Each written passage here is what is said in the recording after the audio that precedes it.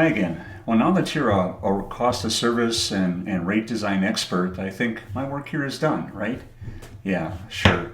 I realized that we went through a lot of detail and things like that, and you still need to have that high level understanding of what you're looking at and the questions that you need to ask to make an informed decision when it comes to electric rates, and basing that on the studies that are presented to you by management and consultants and so on. So this little segment here is about the questions that you should ask when it comes to the rate process and the things that you look at in the study, and you blend that all together and use that in the decision-making process. So what questions should I ask as a board member, or if you're a member of management, or if you're part of preparing the study, and so on? That's what this segment is about here. And the first question is, you probably would have answered this, or asked and answered this rather, in the early part of the electric rate process, and that's if you hired outside or if you improved an internal study. And the question here is, who prepared this study and what experience do they have? You want to make sure that if you're bidding these out and looking for consultants, that you have hiring consultants that have a great track record in doing this type of work, that are known in the field. If you're an investor-owned utility versus municipal versus cooperative, there are certain firms that have niches in these areas. So you'd like to know who prepared the study, what are their credentials, and what are their qualifications. The next question to ask is, does the revenue requirement cover all the cooperative or utilities needs for the budget year? So remember, that's the test year. It should fit with the budget. It has all the components that you need, the cash to generate to run the utility or co-op for 1 year into the future. And you want to make sure that the rates are designed based on that revenue requirement. The answer to that should be obvious, and it should always be yes, but it is a good question to ask just to make sure there aren't any other items in there, which leads us to our next question, is that, are there any regulatory items included in the revenue requirement? What are they, and what is the recovery timeline? Because sometimes those, if you're tight on budget, there's flexibility in how you recover those from customers. Maybe you change a regulatory item, say you had some major storm damage, and you want to recover that over a 15-year period versus a 10-year period. Something like that, if things get tight. If not, I would say pack those into your budget and make sure you recover that from your customers in their rates. Other relevant questions are, in the cost of service study, show me the comparison of the cost of service to the expected revenues for each customer class. And the next question goes with that, and that is, what are the interclass rate subsidies in the cost of service study? In other words, you know that from experience, and this should have been explained as part of the process, that the cost of service doesn't equal the rate design. It does in total, but it does in total, but it does not class by class. So for example, we often find that residential customer classes are subsidized by the other classes, commercial and industrial.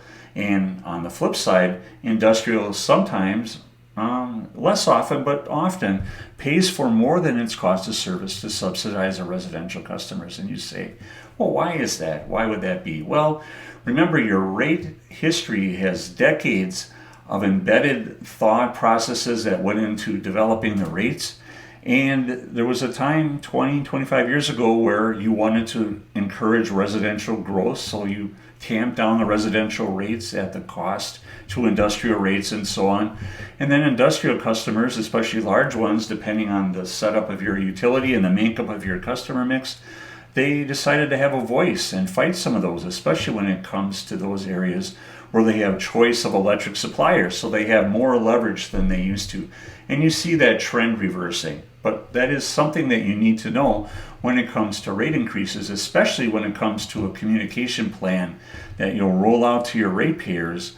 And it's good information to have that say, hey, residential is getting subsidized by 10% per year, and our plan is to close that gap over a 5-year period, something like that. So those two are great questions to ask. And another along with that is, what do the load curves for each customer class show, and are we using those to develop time of use rates? So you see more and more utilities and co-ops going to a residential time of use model, where during the peak periods, generally in the evening hours, like 4 p.m. to 8 p.m. time frame, you want to diminish your demand on the system, so you lower your power costs, and you want to pass those power cost savings on to your customers. Well, your customers have to participate in that whole process.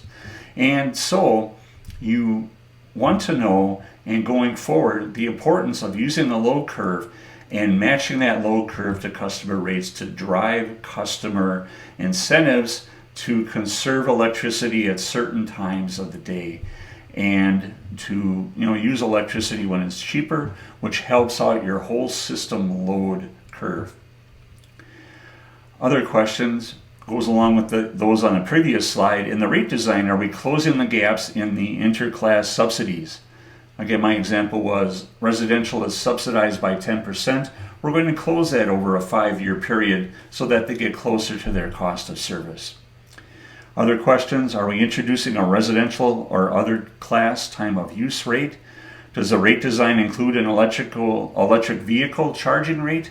On the time of use, we talked about that, driving customer behavior. And part of that behavior, is to encourage those with electric vehicles to charge them in the nighttime hours, off-peak.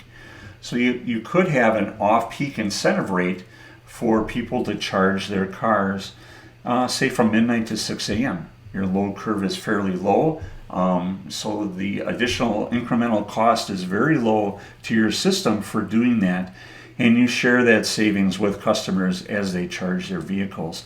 And this will become more and more important as the percentage of electric vehicles to total vehicles increases, especially over the next 5 and 10 years. You have to have a rate like that to drive customer behavior. Along with that, residential demand charges. Demand charges also drive customer behavior because it encourages customers to lower their overall peak in the off-peak hours, which lowers your overall costs of power because it lowers the system peak as well. And finally, are we recovering our cost of service for solar customers? Solar customers sometimes get the idea that just because they have solar, they really have nothing to do with your utility anymore. Well, that is not totally true. It is true that as the residential solar customers or commercial, industrial, whoever has the solar power generates that power and uses that, you have the avoided cost of energy in your system. And so by paying them an incentive, you share that cost savings with them. But there still is a connection charge for those solar customers because they need your energy to serve them at night. So the cost of the service to their homes or businesses or industries, the cost to read a meter and bill them, all those costs should be embedded in their customer fixed charge. So you want to make sure that you are recovering those customer fixed charges from those solar customers. Otherwise, the non-solar customers are in effect subsidizing those solar customers. So we often see solar customers pushing back. It's a love-hate relationship. I don't need you during the day, but at night I'd really like to see you, those kind of things. So you want to make sure that that is part of the rate process. So if you ask those questions, along with having a general understanding of how the rate process works, I think you can't go wrong when in having enough information to make an informed decision. As a board member or as management, you'll have confidence in what you've studied and read in the reports, and you'll have this background information, and maybe a lot of this will be part of that report. I would hope so, but that isn't always the case. So you want to make sure that you ask those questions. As I always like to say, any question is a great question. Derivations of that are there is no such thing as a stupid question, but all questions are good. But you need to get the information that you need to make an informed decision on electric rates. And with this background, I don't think you can go wrong. So thanks for this listening to me during this section, and after this we'll move on to the summary and wrap things up as we go. Thanks a lot. Appreciate it. Bye-bye.